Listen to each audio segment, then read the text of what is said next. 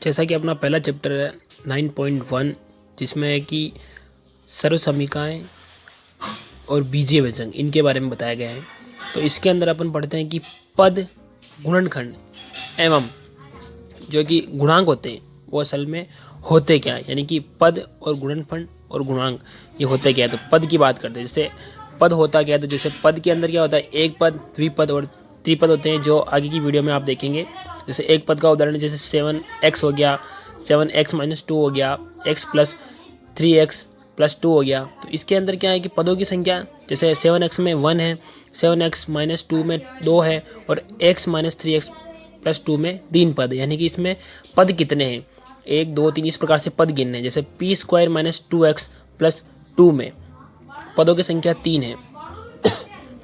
तो इसमें पद देखने हैं आपको। अब बात करते हैं गुणनखंड की, यानी कि गुणनखंड जैसा कि नाम से पता चल रहा है, गुणनखंड यानी कि गुणा के खंड के रूप में आपको लिखना है। जैसे 7xy, इसको कैसे लिखेंगे, तो 7 × x × y, इस प्रकार से इसको लिखेंगे। इनको तोड़ के लिखना है, ये आप देख सकते हैं। जैसे 5x², इसको कैसे लिखेंगे, 5 × x × x, यानी कि x को 2 बार लिखा गया है। अब 9z², इसको कैसे लिखेंगे, तो 9 × z × z, यानी कि इसको गुणनखंड के रूप में लिखना है, इसको तोड़ तोड़ के लिखना है। ये होता है गुणनखंड। अब इस प्रकार से जैसे ये x² 2 बार आ गया इसके अंदर, z² 2 बार आ गया, तो इस प्रकार से लिखना है। अब करते हैं आगे गुणांक। अब गुणांक होता क्या है, गुणांक असल में होता है कि उस संख्या के आगे लिखा हुआ अचर पद। जैसे एक्स वाई के आगे लिखा है 9, तो ये उसका अचर पद है।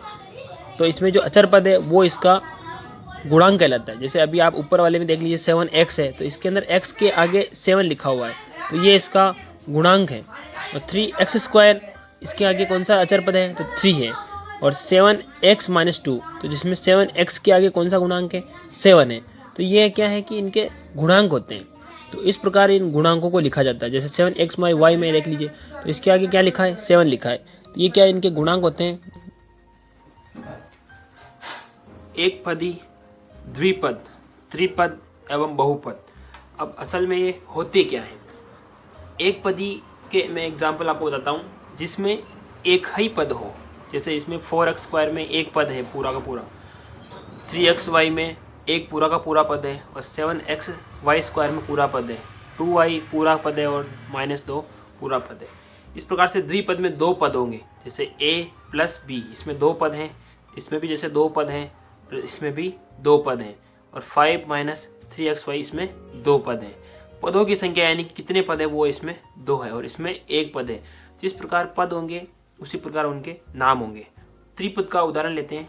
त्रिपद में जैसे x - 2y + z है, तो इसमें 3 पद है, 1 2 और 3। इस प्रकार से a b c, इसमें भी 3 पद हैं, और 2x + 3y - 5, इसमें भी 3 पद हैं। अब बढ़ते हैं आगे और बहुपद के बारे में जानते हैं। बहुपद में जैसे बहुत सारे पद हो सकते हैं, 1 से अधिक हो सकते हैं। 3 पद तक तो नाम है, और 3 से अधिक जिसमें भी पद आते हैं वो बहुपद की श्रेणी में आ जाएंगे।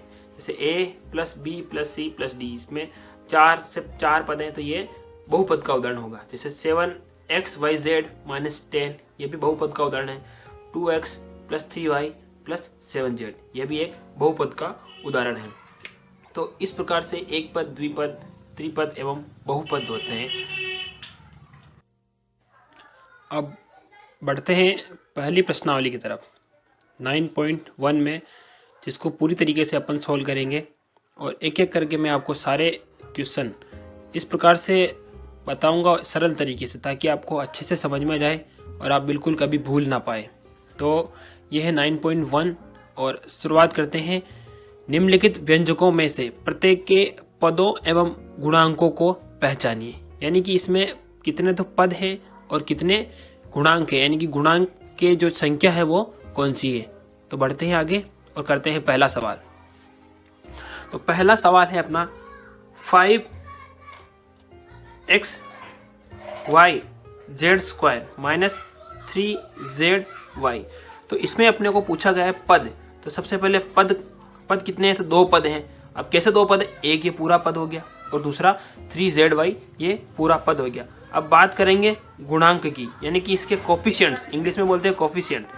तो इसका गुणांक क्या है, यानी कि इसके जो चर पद हैं उसके आगे अचर पद कौन सा है। जैसे इसमें अचर पद -3 आ रहा और इसमें 5 आ रहा, तो ये 5 और -3 दो पद है।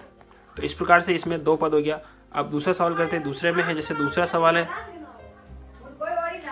1 + x + x²। अब इसमें पद की बात करते हैं। इसमें 1, 2 और 3 यानी कि पदों की संख्या हो गई 3। अगर इसमें आप पद लिखना भी चाहें तो इस प्रकार से लिखेंगे कि 1x और x² यानी कि 3 पद हो चुके हैं। अब इसमें गुणांक की बात करते हैं कि इसमें गुणांक क्या क्या है। तो गुणांक होगा 1 तो है ही, तो इसमें 1 1 तो ये हो गया। x है, अब x के आगे कुछ नहीं है, तो कुछ नहीं है जिसके आगे कुछ नहीं होता है उसका मतलब 1 होता है उसके साथ, तो इसका 1 हो गया। अब x², इसका भी इस प्रकार से 1 हो गया। तो इस प्रकार गुणांक यानी कि उसके आगे अचर पद कौन सा है वो लिखना है अपने को। ठीक है, तीसरा करते हैं। तीसरा क्या है, तीसरा सवाल है अपना 4x² y² - 4x² y² z²। ठीक है, तो अब इसमें कितने पद हो गया, पूरा का पूरा 1 पद और पूरा ये 2 पद। यानी कि अगर पद की बात करें तो पद इसमें होते हैं 2, और पद लिखना है तो पहला पद ये और दूसरा पद ये। अब बात करते हैं गुणांक की, यानी कि इसमें उसका गुणांक क्या है। यानी कि इसका जो गुणांक का मतलब हिंदी में भी देख सकते हैं आप, गुणा प्लस अंक, यानी कि उस किस अंक से उसको गुणा कर रखा है, ये होता है गुणांक। ठीक है, अब गुणांक क्या है इसका, तो इसके आगे लिखा है 4, तो ये हो गया, और इसका है -4 चिन्ह के साथ, तो ये है लिखा -4। इस प्रकार ये इसका गुणांक हो गया। अब चौथा करते हैं।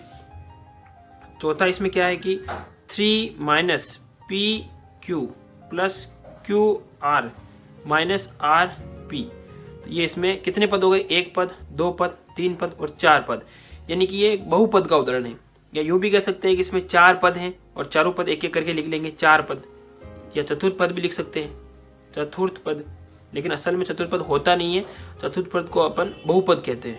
तो इसमें बहुपद है, लेकिन इसमें अपने को ये पूछा है कि पद कौन कौन से हैं। तो पद ऐसे लिख के अपने को पद लिख के और उसमें ऐसे कर देना है कि जैसे 3 हो गया, -pq हो गया, फिर qr हो गया और -rp हो गया। इस प्रकार से आपको कोमा लगा लगा के ये सारे पद लिख लेने हैं। अब गुणांक की बात करते हैं। अब इसमें गुणांक कौन कौन से हैं, तो जैसे इसमें गुणांक क्या है, इसमें 3 गुणांक। pq के आगे कुछ नहीं है, इसका मतलब 1 है। qr के आगे कुछ नहीं है, मतलब देखो मैंने भी गलती कर दी, इसमें -1 लगाना जरूरी है। qr में 1 है और rp में -1 है। इस प्रकार ये इसमें गुणांक होते हैं। ठीक है, बढ़ते हैं आगे और करते हैं अपन 5वां सवाल। 5वें सवाल में अपने को दे रखा है कि इस प्रकार से, ये 5वां सवाल है। 5वें सवाल में अपने को दे रखा है कि x/2 + y/2 - xy।